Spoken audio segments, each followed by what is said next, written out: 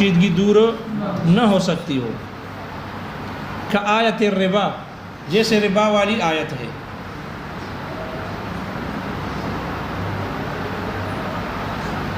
مزدحمت فیہ المعانی، مجمل وہ ہے کہ جس میں معنی کا کیا ہو گیا ہو، ازدحام، جس میں بہت سارے معنی جمع ہو گئے ہوں، اکٹھے ہو گئے ہوں۔ یہاں ازدحمت فیہ المعانی، یہ جنس کے بدرجہ بمنزلہ جنس ہے، یہ جنس ہے، اس میں خفی بھی داخل ہے، مشکل بھی داخل ہے، اور مشترک بھی داخل ہے۔ ازدحمت فیہ المعانی میں خفی، مشکل اور مشترک داخل ہے۔ لیکن جو ہی کہا فاشتبہ المراد بہ اشتباہا لا یدرک الا ببیان من جہت المجمل، اس قید، یہ قید فصل ہے اور اس سے تینوں نکل گئے۔ خفی بھی نکل گیا، اس لیے کہ خفی کے لیے مجمل کے بیان کی ضرورت نہیں ہوتی بلکہ طلب کی ضرورت ہے۔ مشکل بھی نکل گیا، اس لیے کہ اس کے لیے طلب کے بعد تعمل کی ضرورت ہے، متکلم کی بیان کی حاجت نہیں۔ اور مشترک بھی نکل گیا، اس لیے کہ مشترک کے لیے بھی متکلم کی جانب بیان کی حاجت نہیں بلکہ سیاق و سباق اور دوسرے غالب رائے سے بھی مشترک کا ایک معنی راجع ہو جاتا ہے، متکلم کی حاجت نہیں ہوتی۔ اس لیے فاشتبہ المراد بہ اشتباہا، یہ فصل بن جائے گی اور اس سے تینوں نکل جاتے ہیں۔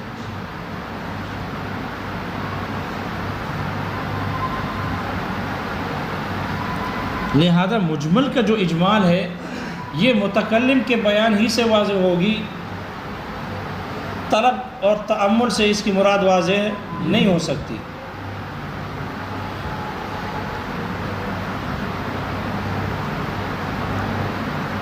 مجمل کا جو بیان ہے، مجمل کا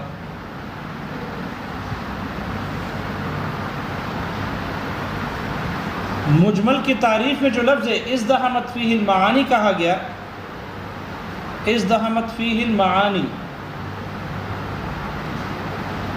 یہ جو ازدحمت فیہ المعانی کا لفظ بولا گیا تعریف میں، اس سے مجمل کی تعریف پر اشکال آ گیا کہ آپ کی مجمل کی تعریف جامع نہیں ہے۔ کیوں؟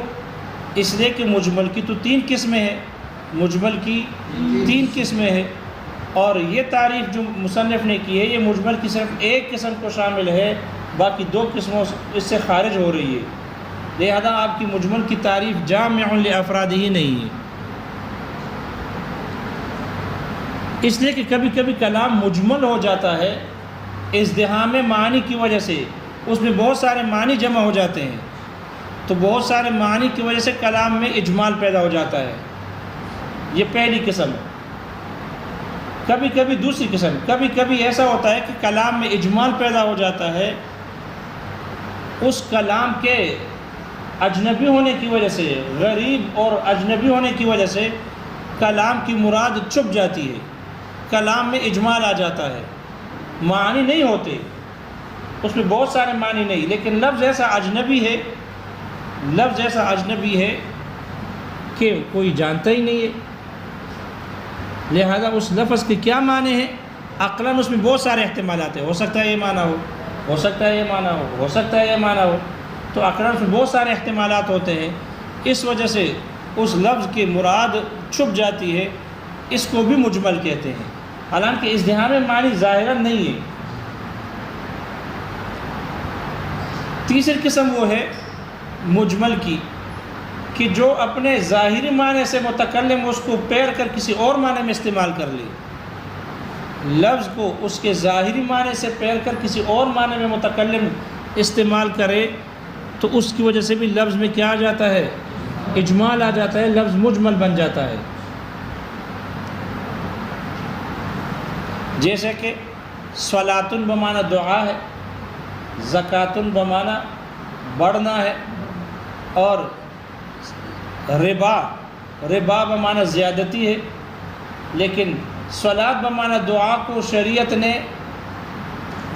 اس کو اس دوسرے معنی میں استعمال کیا ہے، ارکان معلومہ میں، تو جو اس کا ظاہری معنی اور مفہوم ہے اس سے متکلم اس کو پیر کر کسی دوسرے معنی میں استعمال کرے تو اس سے بھی لفظ میں اجمال آ جاتا ہے۔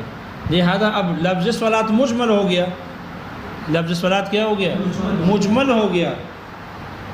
لفظ زکوٰۃ مجمل ہے، لفظ ربا مجمل ہے۔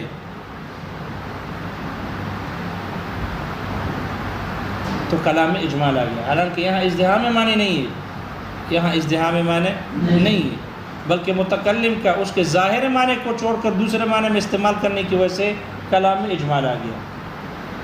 تو اعتراض ماتن پر یہ ہے کہ تعریف میں مزدحمت فیہ المعانی کا لفظ استعمال کر کے یہ تو مجمل کی پہلی قسم کو تو شامل ہو گیا جس میں ازدحام معنی ہو، بہت سارے معنی ہو، لیکن باقی دو قسموں کو شامل کیونکہ وہاں تو ازدحام ہے ہی نہیں، وہاں تو لفظ ہی ایک ہی معنی ہی ایک ہے۔ اس کا جواب ذکر کیا کہ ازدحامت فیہ المعانی، یہ ازدحام معنی دو قسم کے ہیں۔ ازدحام معنی یا حقیقتاً ہوگا یا تقدیراً ہوگا، یا حقیقتاً ہوگا یا اگر حقیقتاً ایک لفظ کے معنی بہت سارے ہیں تو وہاں حقیقتاً ازدحام معنی ہے، اور جیسے کہ باقی جو دو قسمیں ہیں جس میں لفظ کا معنی ایک ہے لیکن وہ لفظ ہے غریب ہے، اجنبی ہے، اس کا معنی مفہوم معلوم نہیں ہے، جیسے کہ ہلوعن کا لفظ ہے، ان الانسان خلق ہلوعن، یقیناً انسان کو ہلوعن پیدا کیا گیا۔ تو ہلوعن ایک نادر اور نایاب لفظ ہے، ایک اجنبی لفظ ہے، اس کا معنی معلوم نہیں ہے، تو اس میں بہت سارے معنی کا احتمال ہے، بہت سارے معنی کا احتمال ہے۔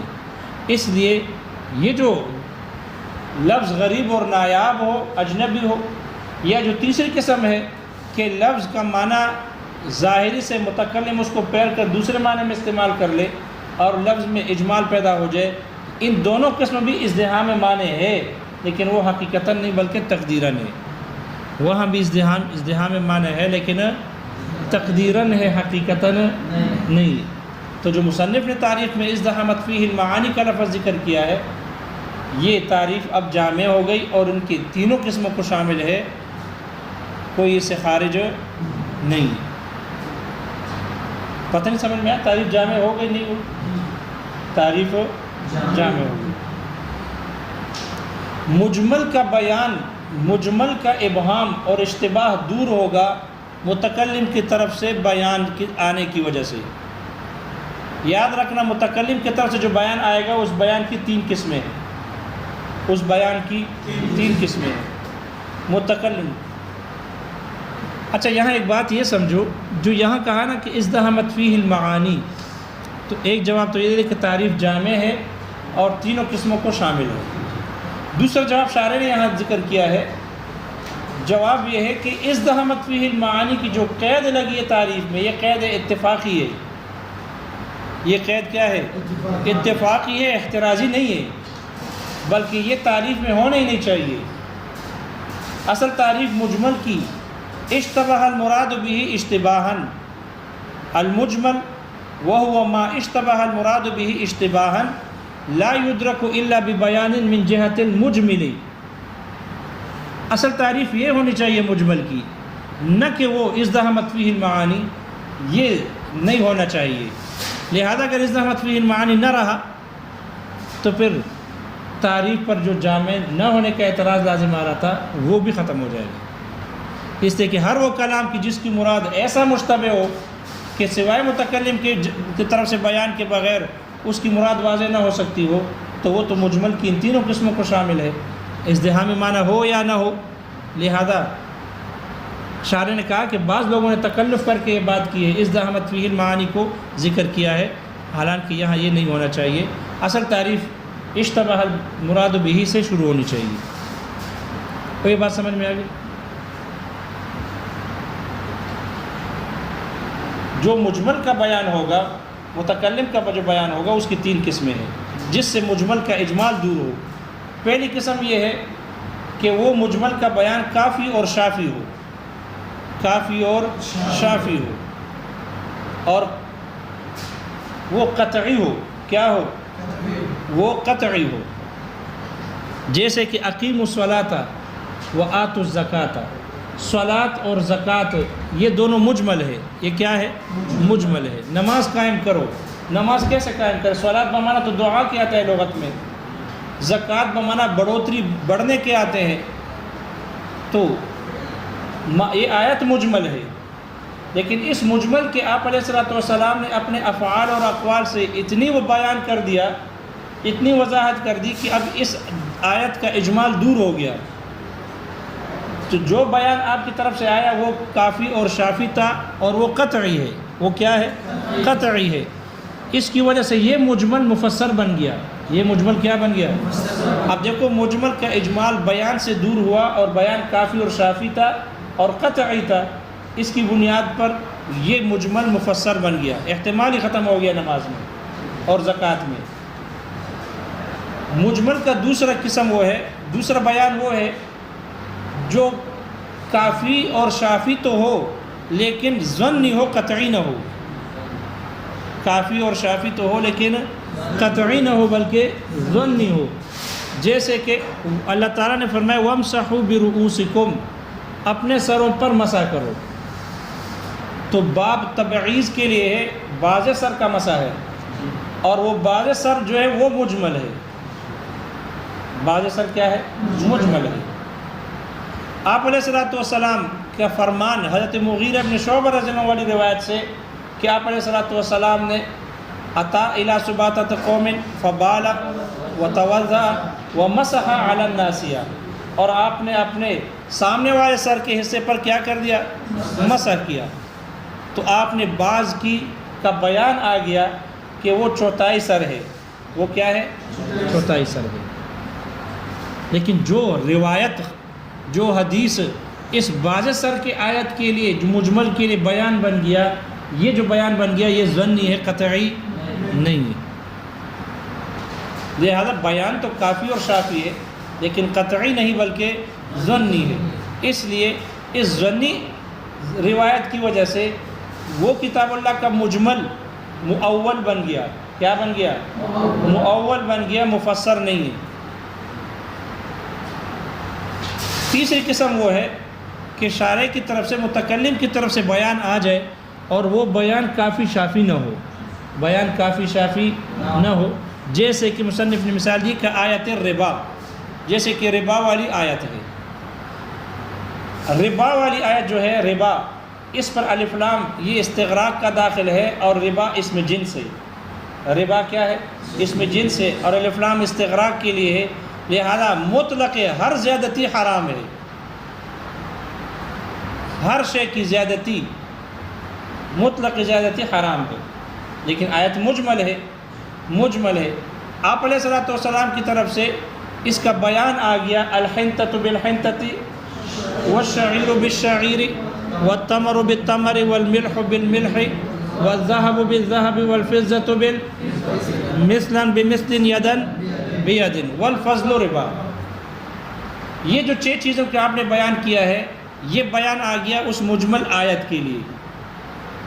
لیکن یہ بیان ایسا تھا کہ یہ بیان کافی اور شافی نہیں تھا. صرف 6 چیزیں بیان ہو گئی، باقی چیزوں سے خاموشی ہے. آیا باقی چیزوں میں بھی ربا جاری ہوتا ہے یا نہیں ہوتا؟ یہ واضح نہ ہوا. لہذا یہی وجہ ہے، آپ حضرت عمر فاروق رضی اللہ عنہ کا مقولہ مشہور ہے کہ خرج عنا النبی صلی اللہ علیہ وسلم ولم یبین لنا ابواب الربا. آپ علیہ الصلوۃ والسلام ہم سے تشریف لے گئے اور آپ نے ہمارے لیے ربا کے ابواب کو بیان نہیں کیا. حالانکہ بیان تو کر لیا لیکن یہ بیان کافی اور شافی نہیں تھا. یہ بیان کافی اور شافی نہیں تھا. یہی وجہ ہے کہ پھر محدثین اس کی انہوں نے علتیں نکالنی شروع کر دی. اس لیے یہ آیت ربا پہلے تھی مجمل. ان 6 چیزوں کی جو اموال ربویہ میں سے ہے، اشیاء ستہ، جو آپ نے اس کی ربا بیان کر دیا کہ اگر ان 6 چیزوں کو آپس میں ایک دوسرے کے عوض میں بیچا جائے تو برابر سرابر ہو اور مجلس میں قبضہ ہو. تو اس آیت کے لیے یہ حدیث، یہ اس کے لیے بیان بن گیا، جس کی وجہ سے، لیکن بیان کافی اور شافی نہیں تھا، اس وجہ سے یہ آیت مجمل کے مقام سے نکل کر مشکل میں داخل ہو گیا. کس میں داخل ہو گیا؟ مشکل میں داخل ہو گیا۔ اور آپ کو پتہ ہے کہ مشکل کے طلب اور تعامل کی ضرورت ہوتی ہے۔ طلب اور تعامل ہوگی تو اشکال دور ہو جائے گا، وگرنہ اشکال برقرار رہے گا، اس کی پوشیدگی ظاہر نہ ہوگی، کلام کی مراد ظاہر نہ ہوگی۔ اور یہ جو آپ نے 6 چیزیں بیان کی ہیں، ان 6 چیزوں میں جو ربا والا مسئلہ ہے وہ مؤول ہے۔ وہ کیا ہے؟ ان 6 چیزوں میں یہ مؤول ہے ربا میں، اور محدثین نے، فقہا نے پھر اس کی علتیں نکالی۔ احناف نے قدر مع الجنس کی علت نکالی، اور امام شافعی رحمہ اللہ نے مطعومات میں سے طعم ہو اور اثمان میں ثمانیت ہو، اور امام مالک رحمہ اللہ نے الادخار والادخار احتیاط ہو، کھانے کی چیز ہو ذخیرہ کی جا سکتی ہو، اور اثمان میں سے ثمانیت ہو۔ یہ امام مالک رحمہ اللہ نے اس کے لیے کیا علت نکالی۔ لہذا ان 6 چیزوں میں جو ربا ہے، سود ہے، یہ ان میں یہ روایت یہ مؤول ہے، اور آیت ربا اس بیان کی وجہ سے مجمل سے نکل کر مشکل میں داخل ہو گئی۔ کوئی بات سمجھ میں آ گئی؟ مجمل کا حکم یہ ہے کہ اس پر توقف کیا جائے گا عمل کرنے کے حق میں، یہاں تک کہ متکلم کی طرف سے بیان آ جائے۔ جب تک مجمل کی طرف سے، متکلم کی طرف سے بیان نہ آئے تو اس میں توقف کیا جائے گا عمل کرنے کے حق میں۔ البتہ اس کے حق ہونے پر عقیدہ رکھا جائے گا کہ اس سے جو بھی مراد ہے ہم اس کے حق ہونے پر عقیدہ رکھتے ہیں،